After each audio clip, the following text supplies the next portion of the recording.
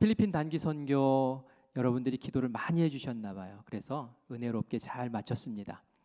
5교회를 방문해서 그곳에서 공연도 하고 또 어린이 사역도 하고 그리고 또 여러 가지 집회도 하고 하면서 은혜롭게 보냈어요.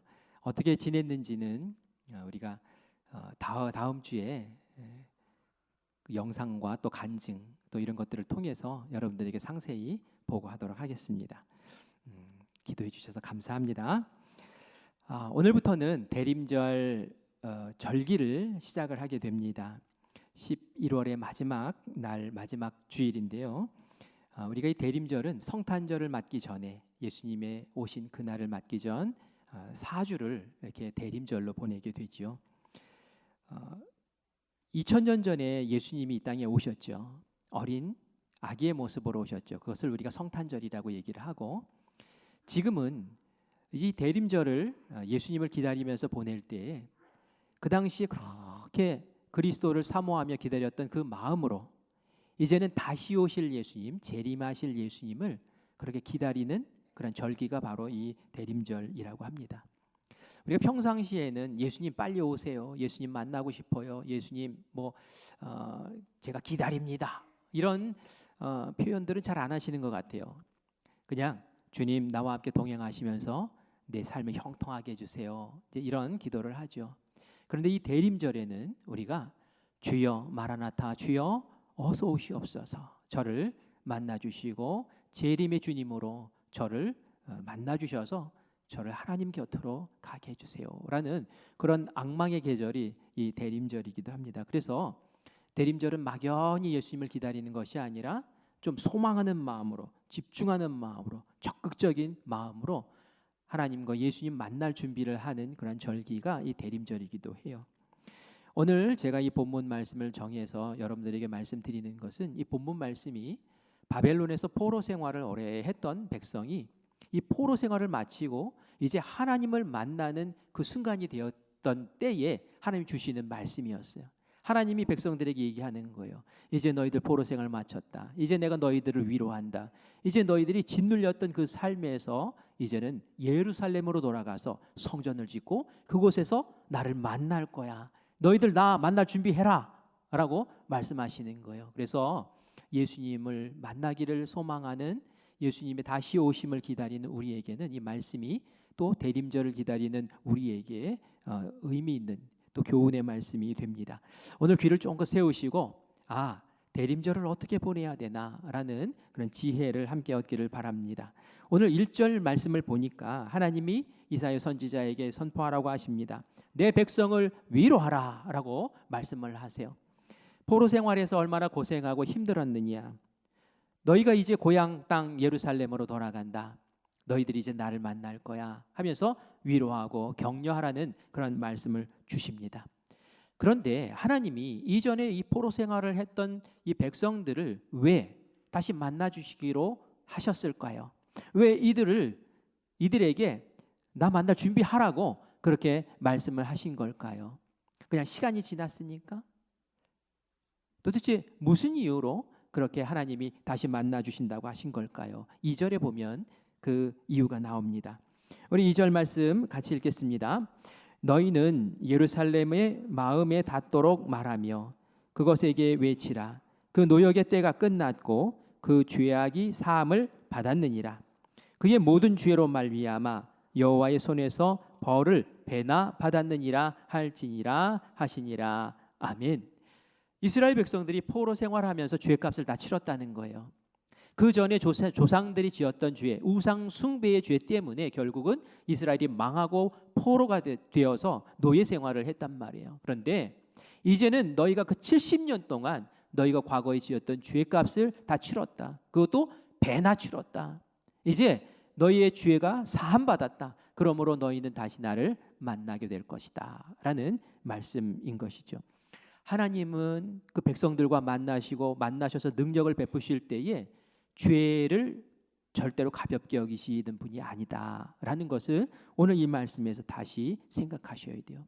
하나님은 공의로운 분이라고 하죠. 그래서 반드시 하나님과 동행하고 하나님의 능력을 경험하고 하나님과 함께하기 위해서는 내 속의 죄를 잘 정리를 하셔야 돼요. 일단 그것이 우선이라는 거예요. 그래야지 그 다음 단계로 넘어갈 수가 있습니다. 오늘날 우리 신앙인들의 문제 가운데 하나가 뭐냐면은 죄를 죄로 여기지 않는다는 것이 문제예요. 예수님이 십자가에서 나를 위해서 피 흘려 돌아가셨고 내 죄값을 다 치러주셔서 너무나 감사해. 이건 너무 좋은 거예요. 그렇죠? 예수님의 보혈로 나를 용서해 주셨다는 십자가, 그 복음이 얼마나 우리에게 소중하고 감격스럽습니까? 그런데 예수님이 이렇게 쉽게 용서를 해주시고 치유를 해주시니 죄에 대해서 경각심이 없어져요. 죄를 죄로 여기지 않아요. 이 정도 죄쯤이야 어때? 나 하나쯤이야 어때? 이런 마음들이 있단 말이에요. 그런데 중요한 것은 그것으로 인해서 내 마음, 내 삶이 오염되어 있으면은 하나님이 나와 친밀히 만나 주실 수가 없다는 거예요. 하나님이 복의 길로 나를 이끄실 수가 없다는 거예요. 이스라엘 백성들도 70년 동안 그 죄의 값을 다 정리하고 치룬 다음에야 하나님이 만나 주시고 그 다음 길로 인도해 주시지 않습니까?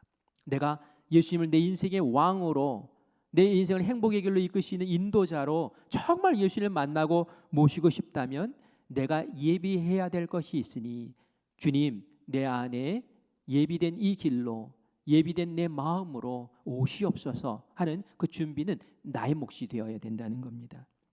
그래서 오늘 우리가 읽은 본문 말씀 3절에 보면 우리가 해야 될 것에 대해서 말씀하고 있어요. 우리 같이 3절을 읽겠습니다. 외치는 자의 소리여 이르되 너희는 광야에서 여호와의 길을 예비하라. 사막에서 우리 하나님의 대로를 평탄하게 하라. 아멘. 아멘. 외치는 자의 소리여, 누군가 지금 외쳐야 돼요. 그런데 이 외치는 사람이 무엇을 외쳐야 되느냐 하면은 여호와의 길을 예비하라. 우리 하나님의 대로를 평탄케 하라. 뭐예요? 지금 예수님이 우리 만나러 오시는데, 하나님이 만나러 오시는데 그 만남의 길, 만남의 상황들을 준비하고 있으라는 거예요. 그것을 예비하라는 거예요. 그럴 때 만남의 진정한 만남이 이루어진다는 거예요. 그럼 어떻게 준비하라고 얘기합니까? 이사야 선지자가 예언할 때에 광야에 외치는 자의 소리라고 하죠. 외치는 자의 소리. 이 외치는 자의 소리가 신약에서 누가 그 외치는 자의 소리의 주인공이 됩니까? 바로 세례 요한이 광야에서 외치는 자의 소리다. 외치는 자의 소리다라고 그렇게 말하지 않습니까? 이 세례 요한이 가장 먼저 외쳤던 그 일성이 뭐였을까요? 그것은 회개하라, 천국이 가까웠느니라 라는 말씀이었어요. 세례 요한은 예수님의 길을 예비하기 위해서, 예수님이 땅에 오셔서 공생애를 시작하시기 전에 그리스도가 오실 것이다, 그리스도를 만나기 위해서는 너희가 준비해야 될 것이 있어. 그런데 그 준비가 바로 회개하라, 천국이 가까우니 회개하는 것이었어요. 예수님을 만나기 위해서는 죄에 대해서 깨닫고 죄에게서 뉘우치고 죄에 대해서 정리하는 그런 준비의 과정이 반드시 있어야 된다라는 것을 선포했던 것이죠. 이스라엘 백성들 70년 동안 그렇게 한 것처럼 말이죠. 우리가 예수님 오시옵소서, 예수님 만나고 싶습니다, 더 친밀해지고 싶습니다, 예수님 동행하신 그 길 걷고 싶습니다 라고 막 외치면서도 내 안에 여전히 죄가 있고, 내가 아는 죄, 내가 알면서도 묵혀둔 죄, 내가 아직도 해결하지 못한 죄, 이런 것들이 가득 채워져 있다면 어떻게 예수님이 오실 수 있겠어요? 나를 어떻게 만나 주실 수 있겠어요? 내 마음에 탐욕의 덩어리가 있고, 또 음란의 가시 덤불이 있고, 미움의 그러한 거침들이 있다면 이거 반드시 해결해야 됩니다. 내가 거룩한 편에 서 있고 정결한 마음으로 준비되었을 때 하나님과 예수님, 성령님께서 우리 안에 충만 역사하시고 인도하시는 은혜가 있을 줄 믿습니다. 이스라엘은 바벨론 포로 생활을 통해서, 그 고통의 시간을 통해서 죄를 사함을 받았어요. 그런데 우리는 다르죠. 우리에게 뭐 포로를 해라, 뭐 감옥에 가두거나 이러진 않아요. 그러나 우리에게는 죄에 대해서 깨닫는 그 순간 하나님께 반드시 회개하는 그러한 그 결단과 그러한 도전이 우리에게 분명히 있어야 돼요. 예수님의 십자가 보혈로 우리에게는 죄 사함의 아주 편한 방법을 주셨어요. 그런데 그것조차도 하지 못한다면은 정말 어리석은 그런 일이 아닐 수 없는 것이죠. 그래서 우리가 이 대림절을 보내면서 예수님이 나의 죄값을 다 치루어 주셨으나 내가 여전히 아직도 해결하지 못하고 내 마음속에 간직하고 주님도 아시고 나도 아는 그 죄 있다면 이 대림절에 반드시 정리하고 나가시기를 바라요. 그리고 정말 예수님이 성령님 내 안에 충만하실 역사하실 그러한 길을 여러분들이 꼭 예비해 두시기를 간절히 바랍니다. 제가 요즘 생명의 삶 우리 본문 말씀 여호수아서 말씀을 보지 않습니까? 여호수아서 묵상하면서 맞다 이 말이 맞아. 정결해야 돼. 먼저 하나님 앞에서 거룩해야 돼. 그래야지 그 다음에 하나님이 주시는 은혜와 능력과 열매가 내 손에 쥐어지는 거야 라는 그 원리를 계속 보게 돼요. 이스라엘 백성들이 광야에서 40년 동안 광야 생활을 하잖아요. 그 왜 광야 생활을 했습니까? 그 조상들이 우상 숭배하는 죄지었기 때문에 그래요. 그것 때문에 그냥 광야에서 그냥 40년 동안 그렇게 어렵게 지내고 또 가나안 땅에 못 들어간다. 불신앙의 그러한 모습들 때문에 그 40년 동안 그 광야에서 다 죽지 않습니까? 그 죄값을 치른 거예요. 그리고 나서 여호수아를 세워서 이제 요단강을 건너서 가나안 땅 정복하러 들어갑니다. 여리고성을 눈앞에 뒀어요. 첫 번째 전쟁이에요. 그런데 하나님께서 갑자기 여리고성과의 전쟁을 앞서서 너희들 할례해라 라고 얘기하세요. 사실 이스라엘 백성들은 태어나면 8일 되면은 남자아이들은 다 생식기 표피를 잘라서 할례를 받아요. 그런데 광야 생활 40년 동안 이리저리 다 돌아다니면서 할례를 할 시간이 없었던 거예요. 그래서 하나님께서 여리고성 정복을 위해서 전쟁을 치르기 전에 다들 너희들 할례해라 라고 시킵니다. 그게 뭡니까? 하나님 앞에서 너희들 거룩하고 하나님 앞에서 너희들 정결해라. 전쟁이 중요한 게 아니야. 전쟁보다 더 중요한 것은 내가 너희와 함께 이 역사를 이룰 수 있는 조건들, 내가 너희와 함께 할 수 있는 그 바탕을 너희가 마련해야 돼라는 거예요. 그래서 이 백성들이 다 할례하고 그리고 정말 할례하면은 꼼짝을 못 하거든요. 무방비 상태에서 여리고성 앞에서 있는 거예요. 그리고 나서 이제 정말 전쟁을 치릅니다. 이 전쟁을 치렀을 때 어떻게 됐습니까? 하나님 함께 하셨죠. 하나님이 성 돌라고 하시면서 특이한 방법으로 이 성을 한순간에 와장창 무너뜨려 버립니다. 이 여리고성은 난공불락의 성이라고 했는데 사람의 힘으로 되지 않는 것 하나님이 그렇게 역사하신 줄 믿습니다. 그게 바로 하나님 함께 하실 수 있는 정결함을 갖추고 거룩함을 갖추고 그리고 하나님이 함께 하셔서 능력을 퍼부어 주시는 하나님의 역사라는 거예요. 이 여리고성을 점령한 그 이스라엘 백성들은 이제는 그 옆에 있는 아이성을 정복합니다. 이 아이성은 굉장히 작은 성이었어요. 정탐꾼이 갔다가 돌아와서 하는 말이 2,000명이나 3,000명만 가면 충분히 이길 수 있겠습니다 라고 얘기를 했어요. 그래서 거기 가서 그렇게 싸웠어요. 그런데 전쟁에서 져버립니다. 자신만만했던 전쟁에서 왜 졌을까요? 여호수아가 깜짝 놀래가지고 막 통곡을 하면서 하나님 앞에 얘기하는 거예요. 하나님 이게 웬일입니까? 하나님 우리를 버리셨습니까? 겨우 두 번째 전쟁에서 이렇게 패하면은 저는 어떻게 됩니까? 하면서 막 애곡을 하는 거예요. 이때 하나님이 왜 그런지 이유를 알려주세요. 그 이유는 여호수아서 7장 12절에 나오는데 바로 이것이었어요. 그 온전히 바친 물건을 너희 중에서 멸하지 아니하면 내가 다시는 너희와 함께 있지 아니하리라. 내가 너희와 함께 있지 아니하리라. 하나님께서 아이성 싸움 때 함께하지 않았던 거예요. 왜요? 하나님 왜 이스라엘 백성들과 함께하지 않으신 걸까요? 그것은 이스라엘 백성 무리 중에 죄가 있었기 때문에 그래요. 그 전에 정결했어요. 여리고성 무너뜨렸어요. 그런데 여리고성을 무너뜨린 이후에 죄가 스며들었다는 거예요. 어떤 죄가 스며들었을까요? 아간이라는 사람이 하나님께서 여리고성을 정복할 때에 반드시 거기에 나오는 모든 전리품들은 온전히 다 하나님께 바쳐라 라고 명령을 내렸거든요. 여리고성을 점령하는 것은 가나안 땅 정복의 첫 열매와 같은 것이었어요. 첫 열매이기 때문에 이것은 하나님께 전리품을 다 드려라 라고 그렇게 정했던 거예요.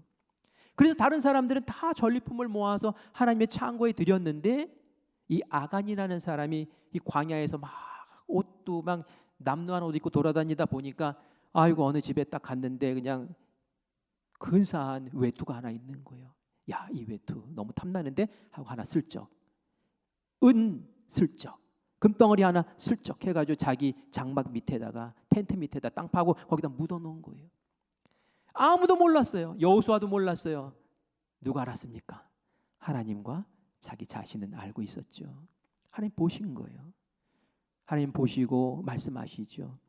온전히 바친 물건, 온전히 바쳐야 될 물건, 하나님 앞에 온전히 바쳐야 될 그 물건이 왜 아간의 그 밑에 있느냐는 거예요. 왜 죄를 짓고 정결하지 못하냐는 거예요. 그래서 내가 너희와 함께하지 않았고 아이성에서 너희들이 패할 수밖에 없었다는 거예요. 그리고 나서 그거 정리해라고 말합니다. 여호수아가 결국은 아간을 찾아내요. 그리고 아간의 가족과 그 소유된 것들을 다 죽여버립니다. 그렇게 정결하게 된 후에 다시 아이성을 점령하려고 할 때에 하나님께서 대승을 거두게 하신 줄 믿습니다. 이 성경 말씀을 이렇게 보니까 그렇구나. 뭔가 하나님 함께 하셔서 능력을 베푸시고 열매를 맺게 하시고 하나님의 그 거룩하심을 막 드러내시는 것, 우리가 거기에만 초점을 맞추고 있는데 하나님 그것도 저에게 좀 주세요라고 얘기하고 있는데 이것보다 더 중요한 것은 그 전 단계. 내가 하나님 앞에서 하나님 나와 함께 하실 수 있는 그런 조건들을, 그 여호와의 그 길을 내가 예비하고 있는가라는 것이 더 중요하다라는 거예요. 그게 되지 않으면 하나님이 함께 하시지를 않으니 하나님의 능력도 경험할 수 없는 것이고 내 삶이 얼마나 팍팍하고 괴롭고 답답하고 한숨 쉬는 인생밖에 되지 않을까라는 그런 말씀이 있죠. 여러분에게 묻습니다. 여러분은 어떻습니까? 아간과 같지는 않습니까? 한번 들여다보셔야 돼요. 저는 아간의 이야기를 보면서 하나님께서 온전히라는 말이 계속 반복돼서 나오는데 그 온전이라는 말이 제 마음 가운데 팍 다가오더라고요. 우리가 아간처럼 하나님의 것에 대해서 온전한가라는 거예요.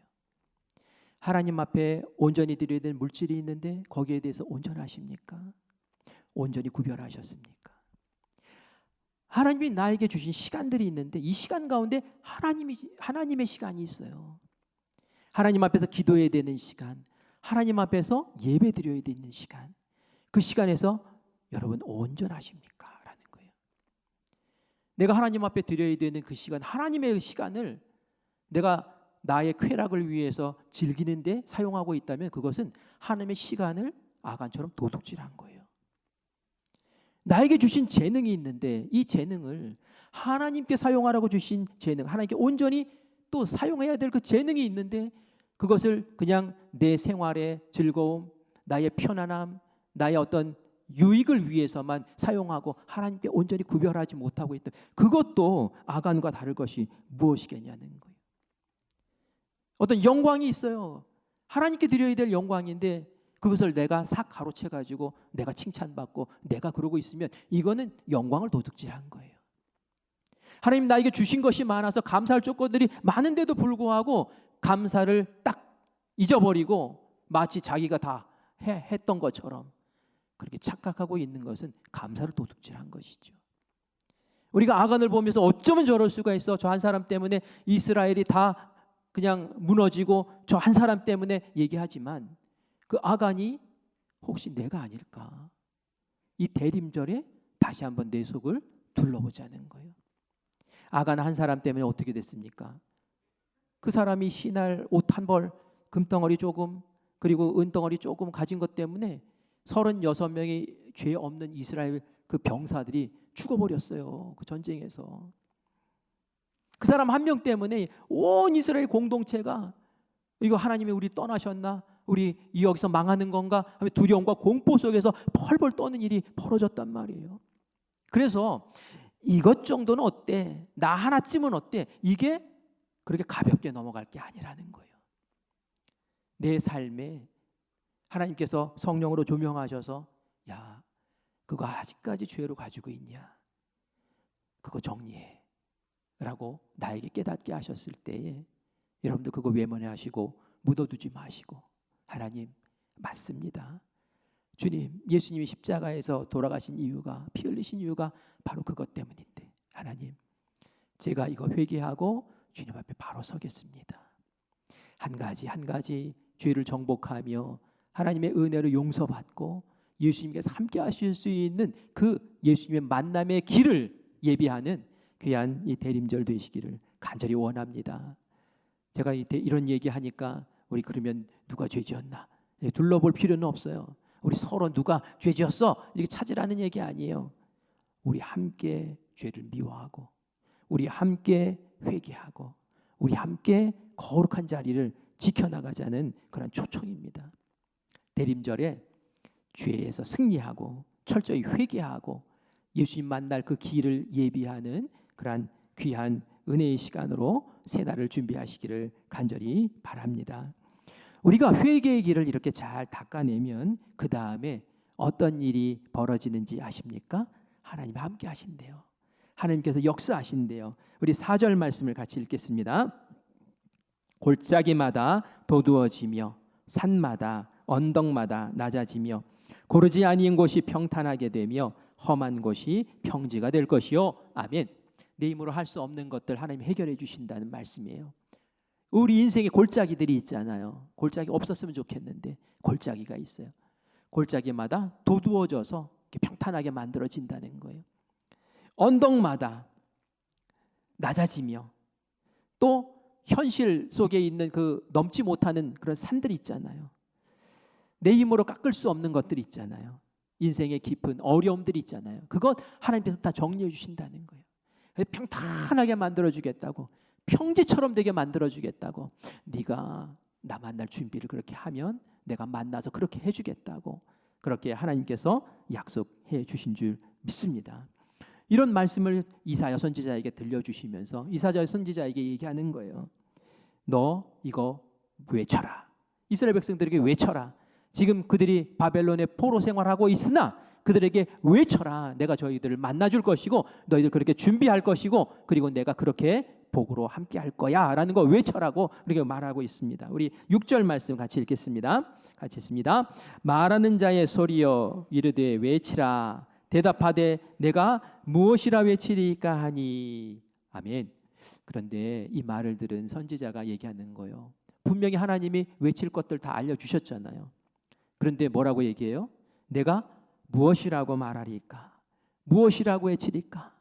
뭘 말해요 하고 아니 다 알게 다 예수 하나님 말씀을 해주셨는데 뭘 말하라고 하는 것은 도대체 이게 무슨 말입니까? 이것은 단순히 하나님 제가 무슨 얘기할까요? 라고 물어보는 것이 아니라 이 백성들이 너무 깊은 회의감에 빠져 있고 그리고 염세주의에 빠져 있기 때문에 그렇게 될까요? 라고 얘기하는 거예요. 하나님이 말씀하시는데 하나님이 약속하시는데 하나님이 그렇게 해주시겠다는데 과연 그게 될까요? 하고 물어보는 그런 질문이에요.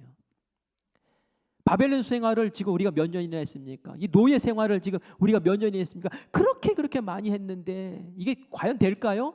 지금 바벨론 제국이 이렇게 왕성하고 강성한데 하나님 그렇게 말씀하신다고 그게 과연 될까요? 하면서 이게 못 믿어서 지금 하고 있는 질문이라는 거예요. 지금 이 시대도 그런 이렇게 염세주의적인 그 비관적인 신앙을 가진 그런 사람들이 많이 있어요. 청년들 가운데 그런 얘기들을 해요. 노력해도 안 되는 것 같다고. 노력해도 안 되는 것 같다고. 절망에 빠집니다. 또 하루하루 열심히 버티고 있는 소상공인들 입에서도 경기가 풀릴 기미가 안 보인다고 이래가지고 어떻게 사냐고 그러면서 한숨을 쉬어요. 신앙을 가진 사람들도 기도한다고 되겠어? 기도해도 안 돼. 뭐 이런 이제 낙담의 소리들을 쉽게 내뱉기도 합니다. 근데 여러분 그거 아셔야 돼요. 이렇게 염세주의적인 반응들 그리고 부정적인 반응들 회의감에 빠진 반응들 이건 하나님을 몰라서 하는 그런 말들이에요. 하나님이 없으니까 내 계산에 하나님이 없으니까 그렇게 쉽게 말하는 거예요. 믿음이 없는 거짓 지혜라는 말이죠. 우리가 자주 하는 말 한번 들어보세요. 내 마음속에 내가 뱉는 말 가운데 이거 어차피 안 돼. 희망 없어. 세상은 안 변해. 나도 안 변해.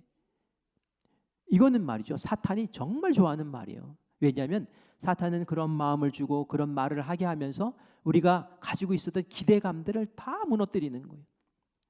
그래서 부정적인 말 하지 마세요. 믿음으로 희망을 고백하고 소망을 고백하고 그렇게 나가야 되는 거예요.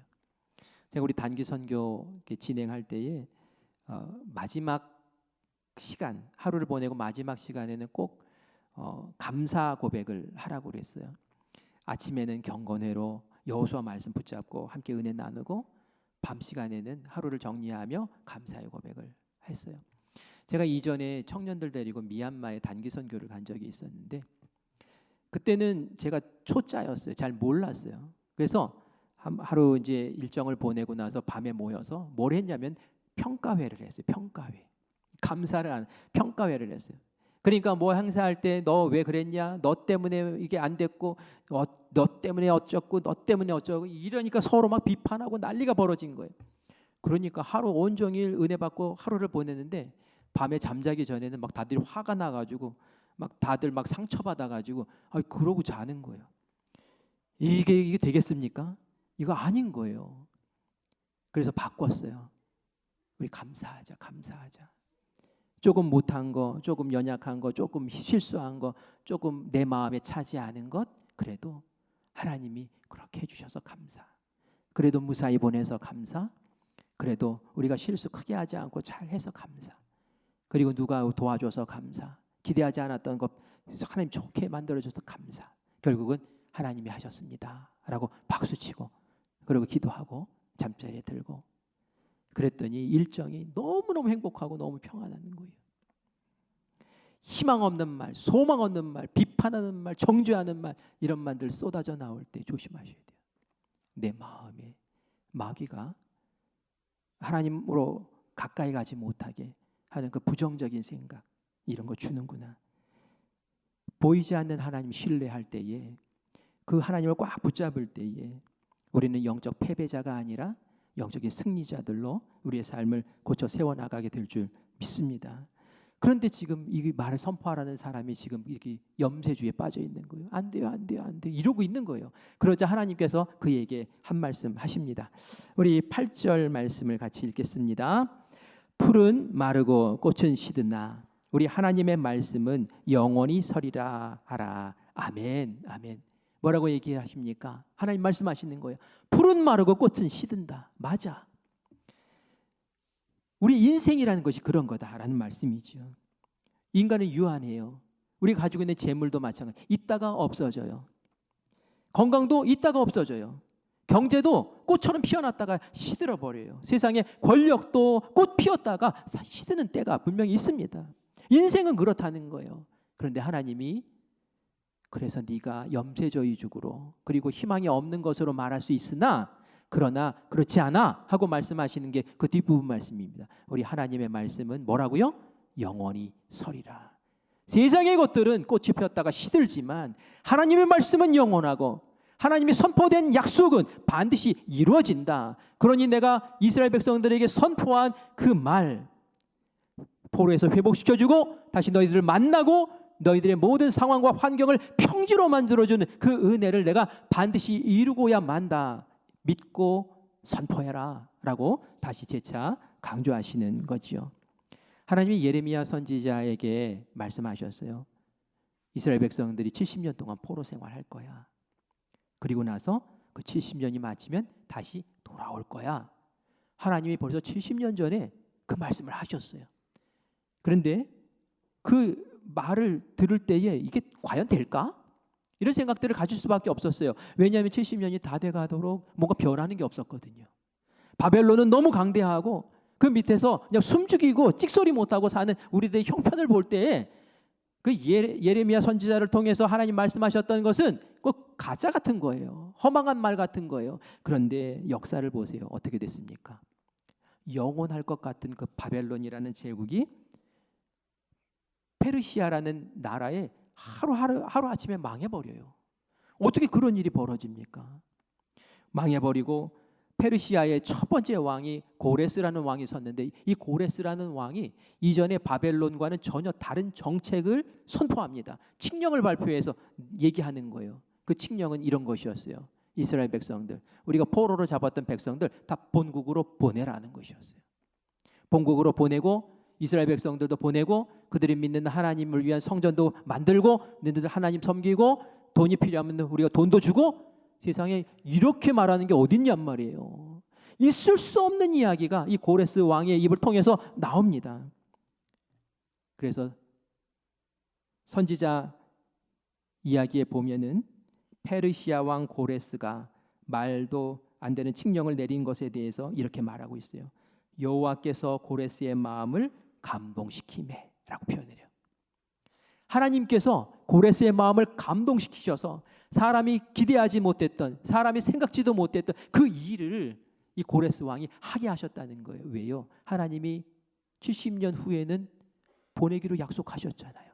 하나님의 말씀이 영원하고 하나님의 말씀이 완전하고 하나님은 말씀하신 반드시 이루신다라는 것을 보여주시기 위해서 하나님 그렇게 역사하신 줄 믿습니다. 그러므로 우리 입에서 허망한 이야기가 나오고 또 안 된다는 얘기 나오고 못한다는 이야기 나오고 그러면 하나님을 계산하지 않은 거예요.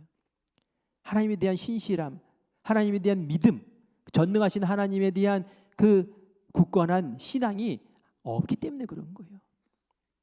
다시 오늘 이 말씀을 붙잡기를 바랍니다. 이 대림절에 우리가 다시 우리의 염세주의적인 어떤 신앙관, 회의적인 신앙관 내려놓고 하나님 말씀하시면 하나님 반드시 이루십니다. 제가 그 말씀 가운데 다시 한번 마음을 추스리고 다시 한번 바라보며 나아갑니다. 염세주의적인 생각, 회의주의적인 생각, 비난하고 비방하는 생각, 마귀가 주는 생각인지 제가 압니다. 주여 마귀와 싸 이기게 하시고 이 영적 전쟁에서 승리하게 하시옵소서. 내 인생은 풀과 같이 시들지만 꽃과 같이 시들지만 하나님 말씀은 영원하니 내가 그 영원한 말씀에 내 믿음을 두고 다시 일어섭니다.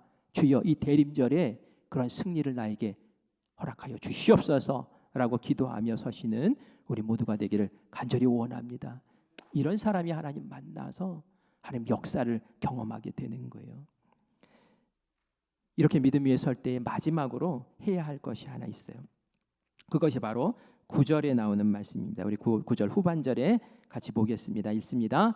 두려워하지 말고 소리를 높여 유다의 성읍들에게 이르기를 너희의 하나님을 보라 하라. 아멘. 아멘. 뭐라고 얘기해요? 선지자에게 얘기합니다. 이스라엘 백성들에게 이제는 너희들 지금 포로 생활 가운데 있는 이런 형편과 상황 보지 마. 내가 말했잖아. 너희들 돌려보낸다고. 하나님만 봐. 하나님만 보라고 해. 하나님만 바라봐라. 이렇게 말씀을 주시는 거예요. 그러면은 하나님께서 그들에게 역사하시는데 우리가 기다리는 예수님, 그 하나님 어떤 분이십니까? 10절 말씀 같이 읽겠습니다. 보라, 주 여호와께서 장차 강한 자로 임하실 것이요 친히 그의 팔로 다스릴 것이라. 보라, 상급이 그에게 있고 보응이 그 앞에 있으며. 아멘. 강한 자로 역사하신다는 거예요. 능력 있는 자로, 강한 자로 우리에게 임하셔서 우리의 상황과 여건과 우리의 적들을 물리쳐 주시고 하나님께서 온 세상의 주권자로 우리를 다스려 주신다라는 거예요. 그래서 우리의 억울함과 눈물과 한숨을 거두게 하시고 정의가 하수처럼 흐르는 아름다운 세상으로 하나님께서 이끌어 주신다는 겁니다. 강한 하나님을 보게 돼요. 그러나 그것이 전부가 아니었어요. 우리 11절도 같이 읽습니다. 11절 말씀입니다. 그는 목자같이 양떼를 먹이시며 어린 양을 그 팔로 모아 품에 안으시며 젖먹이는 암컷들을 온순히 인도하시리로다. 아멘. 목자 같은 분으로도 우리를 만나 주시는데요. 그래서 어린 양을 돌보시고 또 젖먹이는 어미 양 얼마나 약합니까? 이 젖먹이는 어미 양까지도 섬세하게 돌보시는 그 온전한 인도하심을 우리에게 베풀어 주실 거라고 그렇게 말씀하세요. 이런 하나님, 이런 예수님 만나시기 원하시지요. 대림절에 우리 더 집중하고 또 하나님 앞에 그 여호와의 길을 예비하는 마음으로 온전히 섬으로 이런 하나님, 이런 예수님의 능력을 우리가 꼭 삶을 통해서 경험하는 우리 모두가 되기를 간절히 축원합니다. 말씀을 정리할게요. 대림절은 그저 아름다운 성탄 추리 보면서 세상에 어울려서 그렇게 정신없이 보내는 절기가 아니에요. 2026년도 새해를 우리가 깨어서 준비하는 기간이 이 대림절이에요. 그런데 무엇을 준비합니까? 예수님 만날 준비, 다시 오실 예수님 그리며 대망하며 보내는 절기예요. 그래서 첫 번째 준비해야 될 것이 죄를 정리하는 거예요. 무감각해졌던 죄에 대한 우리의 그 무덤덤한 마음들을 깨워서 하나님이 요것까지 정리하기 원하십니까? 이것을 정리하면 주님을 더 뜨겁게 만날 수 있습니까? 그 죄들을 정리하는, 그래서 여호와의 길을 예비하는 절기예요. 염세주의를 몰아내십시오. 마귀의 소리입니다. 어차피 안 돼. 이런 말 하지 마세요. 하나님이 하십니다. 하나님 말씀이 영원하시잖아요. 그 영원하신 말씀 붙잡고 우리 일어서는 거예요. 그리고 하나님께서 소망 위에 능력을 베풀어 주실 줄 믿습니다. 그리고 마지막으로 하나님 보라고 했죠. 상황과 형편 보는 게 아니라 하나님 바라보고, 능력의 하나님, 목자의 품으로 우리를 안아주신 하나님 바라보며 우리 대림절을 아름답게 잘 보내시기를 바랍니다. 대림절을 마치고 성탄절을 맞이했을 때 우리의 모습이 새해를 잘 맞을 수 있는 그런 준비된 자의 모습으로 아름답게 세움받는 우리 모두가 되기를 간절히 축원합니다. 아멘.